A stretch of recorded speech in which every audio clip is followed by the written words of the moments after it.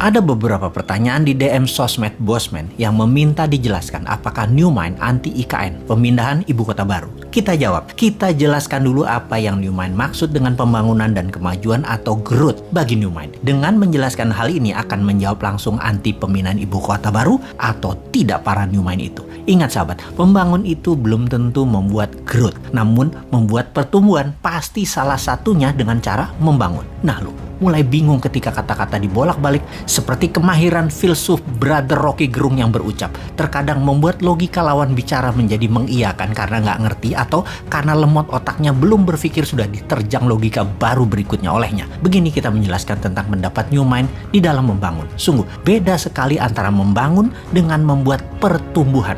Kita tahu apa itu membangun, apa itu membuat pertumbuhan. Kita jelaskan. Benar, Indonesia saat ini terlihat banyak membangun infrastruktur. Ya, benar itu membangun. Namun jangan sahabat bilang bahwa membangun itu memajukan Indonesia. Belum tentu. Sahabat, pasti sampai informasi ini ada yang komentar, gila nih Bosman, tujuan membangun infrastruktur kan untuk kemajuan ekonomi.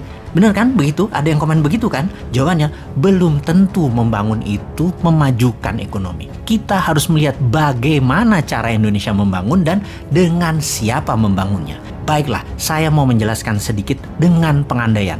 Jika dalam rumah tangga, katakan kamu memiliki penghasilan 10 juta satu bulan, lalu kamu memutuskan membuat kamar tambahan dan ingin membeli satu kendaraan lagi atau satu mobil lagi untuk kebutuhan keluarga. Kamu menggunakan kartu kredit atau meminjam ke bank. Intinya kamu memakai uang orang lain. Apa yang kamu lakukan dengan pendapatan tetap kamu tadi? Kamu ternyata hanya bisa membayar cicilan yang 10 juta tadi. Pokoknya kamu tidak bisa bayar. Kamu berharap kamar tadi yang kamu sewakan, kosannya atau mobil tadi yang nanti akan diusahakan ke Grab Car Online misalnya, atau Car Online Transportation misalnya.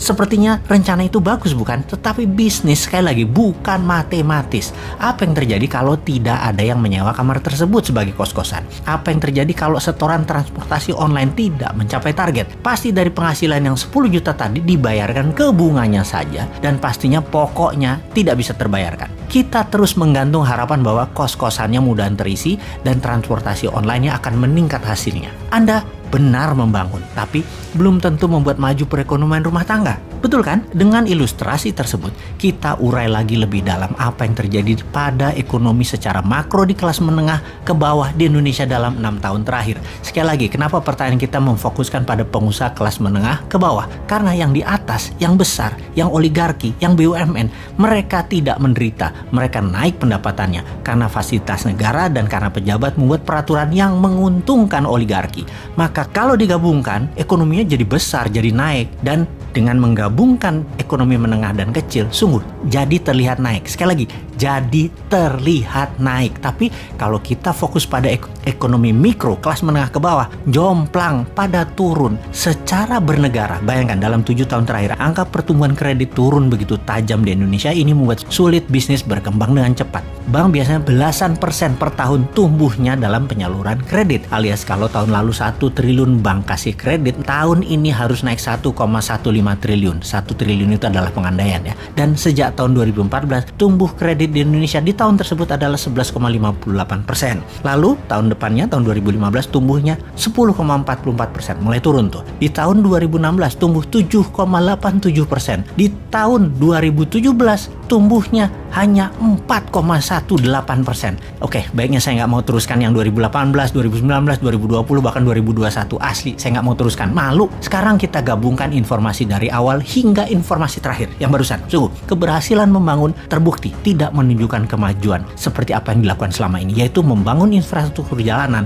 menggunakan uang asing dan serba asing, ternyata tidak menaikkan pertumbuhan bisnis mikro. Terbukti dengan menurunnya saluran kredit ke sektor real di UKM. Benar, kita membangun, tapi GDP per kapita tidak naik dalam 7 tahun terakhir. Apalagi kalau dipotong inflasi akumulasi selama 7 tahun. Pertumbuhan Indonesia minus. Fakta lagi, GDP per kapita 2014 adalah sekitar $3.700 per kapitanya. GDP per kapita 2021 $4.050. Dalam 6 tahun naik secara akumulasi sekitar 9%. Sementara total inflasi 2014 sampai 2021 adalah sekitar 14%. Ya kalau 14% dikurangi pertumbuhan yang 9%, 2% ya minus pertumbuhan nasionalnya. Jadi kita pastikan bahwa membangun belum tentu memajukan atau menumbuhkan. Dan ini terbukti membangun infrastruktur dan terbukti tidak menumbuhkan GDP per kapita. Jadi yang Newmind anti sekali lagi bukan memindahkan ibu kotanya, bukan membangun ibu kota barunya, bukan membangunnya sekali lagi. Namun kalau melihat cara membangunnya dan dengan siapa membangunnya, maka dapat dipastikan secara ekonomi makro dan mikro, pertumbuhan yang dirasakan ke masyarakat penduduk Indonesia ke depannya pasti hasilnya akan sama, yaitu tidak menumbuhkan apa-apa. Jadi tantangan Newmind dilontarkan ke tim IKM adalah buktikan uang 1.000 triliun rupiah yang akan digelontorkan dalam 5 tahun ke depan membangun IKN akan menumbuhkan GDP per kapita Indonesia ke $10.000 per tahunnya. Lalu kalau Newmind sekarang ditanya, jawabannya oleh Newmind bagaimana? Fokusnya Newmind adalah pertumbuhan ke $1.000 per kapita pendapatan rakyat Indonesia dengan salah satunya adalah membangun ibu kota baru yang seperti titik. Rahasia dong, nanti 2024 kita buka.